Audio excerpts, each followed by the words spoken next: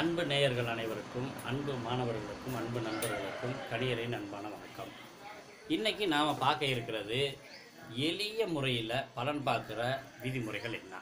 ரொம்ப சிம்பிளாக இன்றைக்கி இதை ரொம்ப கவனமாக கவனிச்சிங்கனாவே நம்ம பலன் பார்க்குறதுக்கு எளிய முறையாக இருக்கும். அதுக்கு முதல்ல தெரிஞ்சுக்கிற வேண்டியது, இந்த பிருகுநந்தி நாடி பிரகாரம் ஒவ்வொரு கிரகத்துக்கும் பகை கிரகங்கள் இருக்குது. அதை நான் சொல்லிட்டு வரேன். உங்களுக்கு கிளாரிட்டியாக தெரியலைன்னா கூட நீங்கள் வாய்ஸில் கேட்டுக்கலாம். சூரியனுக்கு பகை கிரகம் எதுன்னு பார்த்தோம்னா சனி பகவான், சுக்கிர பகவான், ராகு பகவான். சந்திரனுக்கு சுக்கிரன், புதன், கேது பகை. செவ்வாய்க்கு பகை யாருன்னா புதன், சனி, ராகு. புதனுக்கு செவ்வாய், கேது, சனி, குரு. குருவுக்கு சந்திரன், புதன், சுக்கிரன். சுக்கிரனுக்கு சூரியன், சந்திரன், கேது.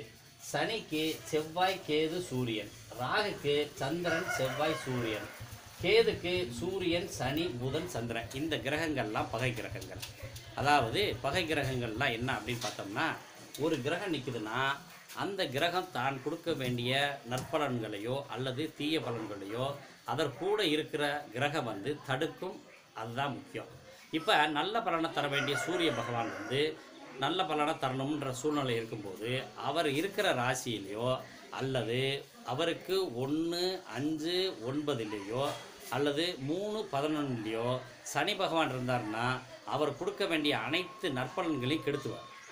அதுதான் பகை கிரகத்தினுடைய தன்மை. இப்போ சந்திரன் இருக்கார். சந்திரனுக்கு சுக்கிரனோட தன்மைகள், அதாவது சுக்கிரனு சந்திரனு சேர்ந்து இருந்தால் அந்த இடத்துல சுக்கிரனோட தன்மை முழுமதையாக கெட்டு போயிடும். அப்போ அவங்களுக்கு என்ன பலன்னா, இப்போ சந்திரனும் சுக்கிரன் சேர்ந்துருக்க ஜாதகர் பார்த்திங்கன்னா, ஆணோட ஜாதகத்தில் சந்திரனும் சுக்கிரன் சேர்ந்துருந்தா மனைவி ஸ்தானம் என்பது ரொம்ப பலகீனமான அமைப்பாக இருக்கும். இப்போ அந்த மாதிரி விஷயங்கள் தான் பார்க்குறோம். இப்போ சூரியனும் செவ்வாயும் சேர்ந்துருந்தா நம்ம ஜாதகத்தில் என்ன சொல்லியிருக்கிறோம், பாரம்பரிய முறைப்படி இடி செவ்வாய், அதாவது சூரியனும் செவ்வாயும் சேர்ந்திருந்தா இடி செவ்வாய் கதிர்கூடி எங்கு நின்றிருந்தாலும் வாலிபன் தன்னில் விதவையாவாள் அப்படின்னு சொல்லப்பட்டிருக்கு. இப்படி சொல்லப்பட்டிருந்தாலும் கூட இதில் முக்கியமாக கவனிக்க வேண்டியது என்னன்னு கேட்டிங்கன்னா, சூரியனுக்கு செவ்வாய் இங்கே பகை கிரகம் இல்லை, செவ்வாய்க்கு சூரியனும் பகை கிரகம் இல்லை. இப்போ நம்ம பார்க்கும்போது என்னன்னு கேட்டிங்கன்னா, சூரியன்றது தந்தைக்காரகன், செவ்வாய் என்றது நிலம். இந்த ஜாதகர், ஒரு பெண் ஜாதகர் பிறக்கும் போதே அப்பா நிலபலன்கள் உள்ள நிலச்சுவாந்தாராக இருப்பார்ன்றதை நம்ம கவனித்து பார்க்கணும். அதே மாதிரி செவ்வாய்க்கு அடுத்து சூரியன் இருக்காருன்னு வச்சுக்கிடுவோம். அப்போ செவ்வாய் என்பது கணவன்காரகன், சூரியன் என்பது அரசு உத்தியோகம் அல்லது அரசியல் அனுகூலம். இவளுடைய கணவன் அரசு உத்தியோகக்காரகனாகவோ அல்லது அரசு சம்பந்தமான விஷயங்களில் நற்பலன்கள் பெறுபவனாகவோ இருப்பான். அப்போ ஒரு சில பலன்கள்லாம் நமக்கு மாறும் தன்மை உடையது. அப்போ இதை நம்ம கவனிக்க வேண்டியது என்னன்னா, பிருகுநந்தி நாடி பிரகாரம் 1, 5, 9 இதெல்லாம் ஒரே திசைன்னு பேர். இந்த திசை எல்லாமே பாருங்கள் நெருப்பு ராசியாக இருக்கும்.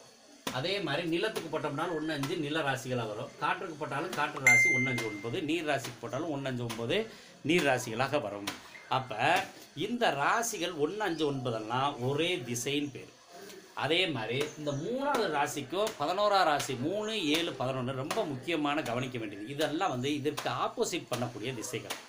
அதாவது இப்போ மேச ராசி 1வது ராசின்னு வச்சுக்கிடுவோம். இது பாருங்கள் நெருப்பு ராசி. இந்த நெருப்பு எரியணும்னா காற்று அவசியம். அதே காற்று அந்த நெருப்பை தடுமாறி செய்யக்கூடிய அமைப்பு ஏற்படும். அப்போ இந்த நெருப்பு ராசியில் இருக்க கிரகத்துக்கு காற்று ராசியில் இருக்கிற கிரகம்தான் அதனுடைய தன்மைகளை முழுமையாக வெளிப்படுத்த உதவும். இப்போ சூரியன் மேச ராசியில் இருக்கார். இங்கே சனி பகவான் இருந்தார்னா இவர் இந்த காற்று ராசியில் சூரியனுக்கு எதிர்கிரகம் சொல்லிட்டோம், அதாவது பகை கிரகம் சொல்லியிருக்கோம்.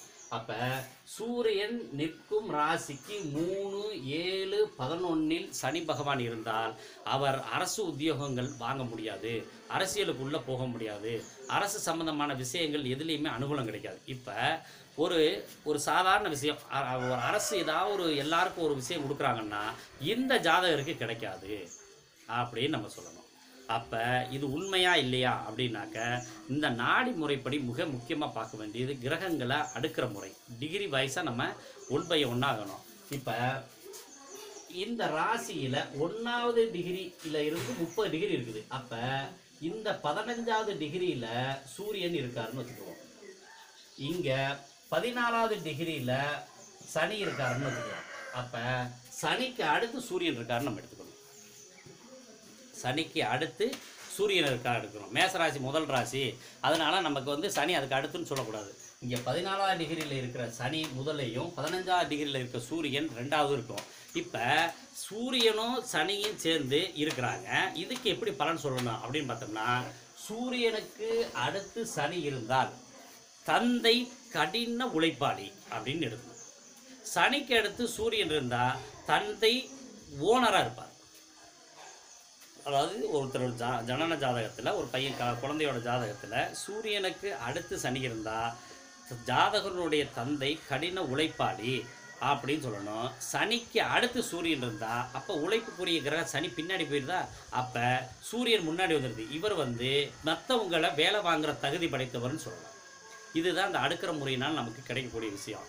அப்போ டிகிரி வைஸாக அடுக்கிறதுக்கு பழகிக்கணும். ரைட்டு. இப்போ நல்லா பாருங்கள், இது நெருப்பு ராசி.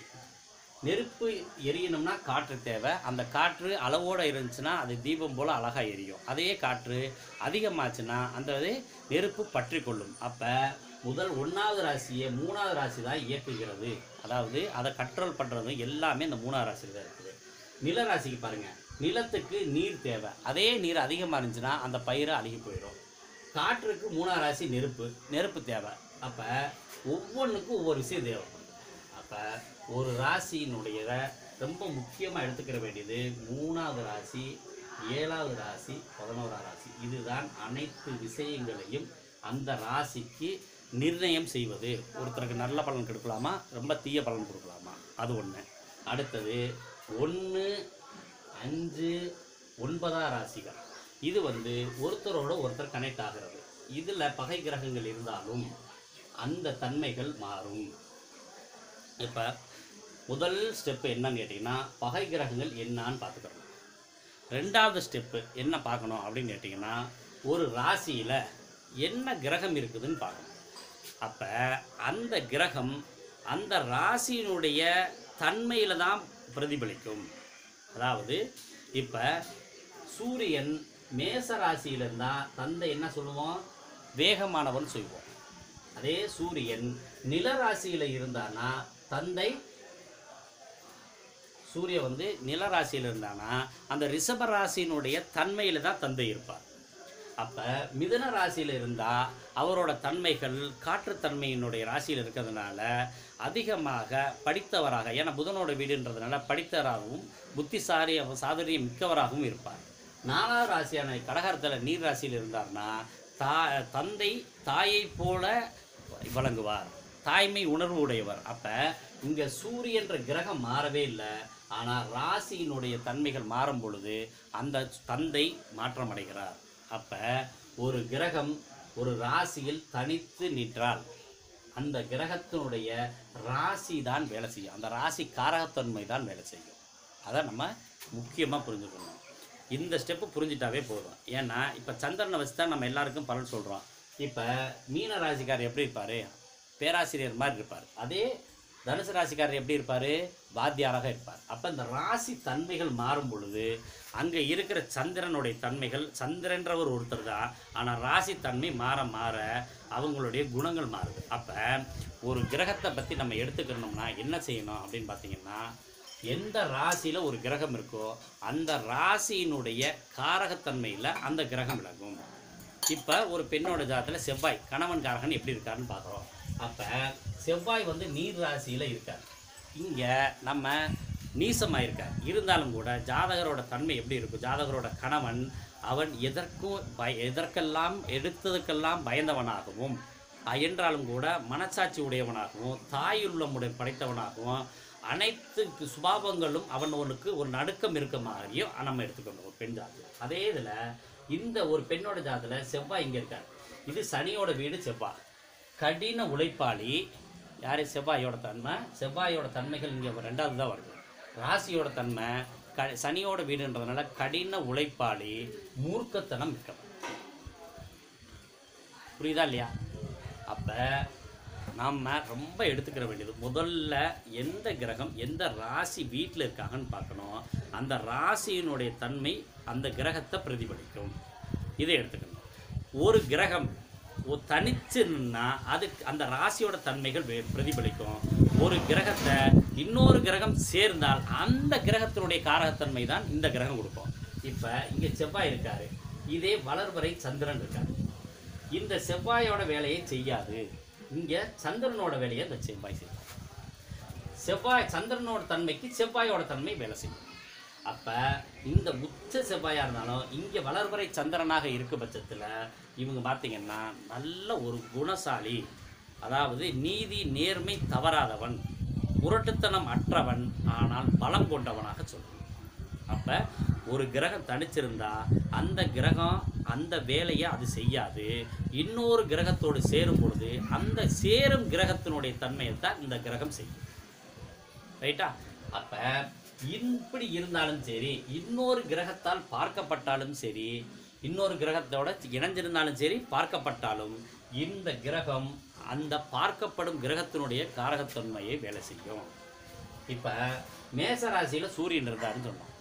இங்கே சனி இருக்கார், எங்கே நமக்கு சிம்மத்தில் சனி இருக்கான்னு சொல்லியிருக்கோம். இப்போ இந்த சூரியனோட தன்மையை பூரா இவர் திரிகோணத்தில் இருக்கிறதுனால ஒரே ராசின்றதுனால சனியோட தன்மையை தான் சூரியன் செய்வார்னு சொன்னோம். தந்தை அடிமை வேலை பார்ப்பவர், கடின உழைப்பாளின்னு சொன்னான். அப்போ இதே இங்கே ஒரு குரு இருக்கார். இதை விட இந்த குரு வந்து சனிக்கு 3ல் இருக்காரு, சூரியனுக்கு 7ல் இருக்காரு. அப்போ இந்த குரு மட்டும் இருந்துட்டா இந்த சனியோட தன்மை கடின உழைப்பு இருக்காது. நல்ல வேலைக்காரர்களை வைத்து அரசாங்க அதாவது வேலைக்காரர்களை வைத்து தொழில் பண்ணக்கூடிய முதலாளியாக மாறிடுவார். சூரியனை குரு இங்கே பார்க்கறதுனால இவருக்கு அரசு சம்பந்தமான உத்தியோகங்கள், அரசியல் சம்பந்தமான விஷயங்கள், அரசு அனுகூலம், தெய்வ கடாட்சம் எல்லாமே கிடைக்கும். அப்போ நம்ம புரிஞ்சுக்கிற வேண்டிய விஷயம் என்ன, பகை கிரகங்களை தெரிஞ்சுக்கணும் ஒன்று. ரெண்டாவது, ஒரு கிரகம் ஒரு ராசியில் நிற்கும்போது ராசியினுடைய தன்மைகளையே வேலை செய்யும். 2, ஒரு கிரகம் தனித்து இருந்தால் தான் அந்த ராசியோட வேலை செய்யும். எந்த கிரகத்திலையோட சேர்ந்துட்டாக்க அந்த சேரும் கிரகத்தினுடைய தன்மையை அந்த கிரகம் சேர்ற கிரகம் வேலை செய்யும். ஒரு கிரகம் இன்னொரு கிரகத்தை பார்க்கப்பட்டால் அந்த பார்க்கிற கிரகத்தினுடைய காரகத்தன்மையை பார்வை வாங்கும் கிரகம் செய்யும். இதை பார்த்துக்கிட்டோம்னா கிட்டத்தட்ட ஒரு முழு போர்ஷனுக்கு நீங்கள் தயாராகிடும். ரைட்டா? அப்போ ஒவ்வொரு விஷயத்துலேயும் நாம் கிரகங்கள் எடுக்கும்போது, இப்போ சூரியன் புதன் இங்கே இருக்கார், சுக்கிரன் இங்கே இருக்கார் அப்படின்னு வச்சுக்கலாம். அப்போ இவங்க 2-12 வக்கரம் ஏற்பட்டால் மட்டும் நம்ம கவனிக்கணும். இல்லாட்டி அதாவது இந்த கிரகங்கள் நம்ம எப்படி கவனிக்கணும்னா, இந்த சூரியன் 15 டிகிரியில் இருக்காருன்னு சொல்லியிருக்கிறோம். அப்போ இவர் 15 டிகிரிக்கு மேல் ஒரு 18-20 டிகிரியில் இருந்தார்னா இந்த சூரியனுக்காக நம்ம இந்த புதனை எடுத்துக்கலாம். 15 டிகிரிக்கு பின்னாடி இருந்தால் இந்த 12ஆம் வீட்டில் இருக்க கிரகத்தை எடுக்க வேண்டிய அவசியம் இல்லை. அதே 15 டிகிரிக்கு மேலே இருந்தால் இந்த கிரகத்தில் நம்ம எடுக்கக்கூடிய வாய்ப்புகள் உண்டு. புரியுதா இல்லையா? அதாவது முதல் வீடு இங்கே 15 டிகிரியில் ஆரம்பித்து இது வருது 15 டிகிரின்னு எடுத்துக்கலாம். இது புரியலைன்னா விட்டுறலாம், இதை பற்றி கவலைப்பட வேண்டிய அவசியம் இல்லை. இது வந்து ஒரு நம்ம இந்த வகுப்பு நடத்துறதுக்காக சொல்ல வேண்டிய கடமைக்காக சொல்லப்படுகிறது. இது புரியும் போது நீங்கள் தெரிஞ்சுக்கலாம். புரியாதவங்க ரொம்ப ரிஸ்க் எடுக்க வேண்டாம். இந்த விஷயத்தை மட்டும் இங்கே 15 டிகிரியில் ஆரம்பிக்குதுன்னா இங்கே 15 டிகிரியில் இருந்து இந்த 15 டிகிரி எழுதி ஒரே வீடு அப்படி.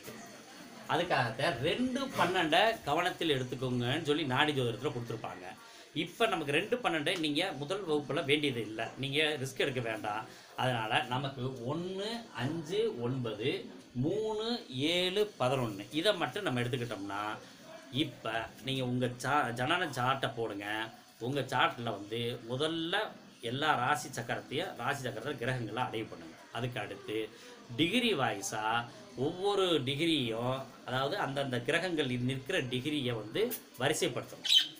அதை வரிசைப்படுத்துறது எப்படின்னா, நீங்கள்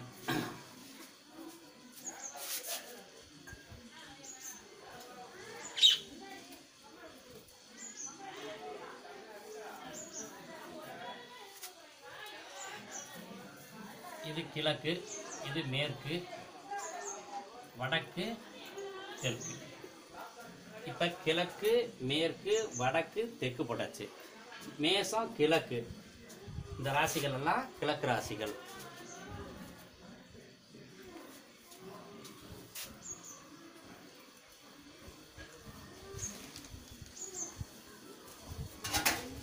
மேசம் கிழக்கு தெற்கு மேற்கு வடக்கு, கிழக்கு தெற்கு மேற்கு வடக்கு, கிழக்கு தெற்கு மேற்கு வடக்கு. அப்போ இந்த கிழக்கு ராசியில் இருக்கிற கிரகங்கள் எல்லாத்தையும் முதல்ல இந்த கிழக்கு ராசியில் எழுதணும் டிகிரி வைஸாக.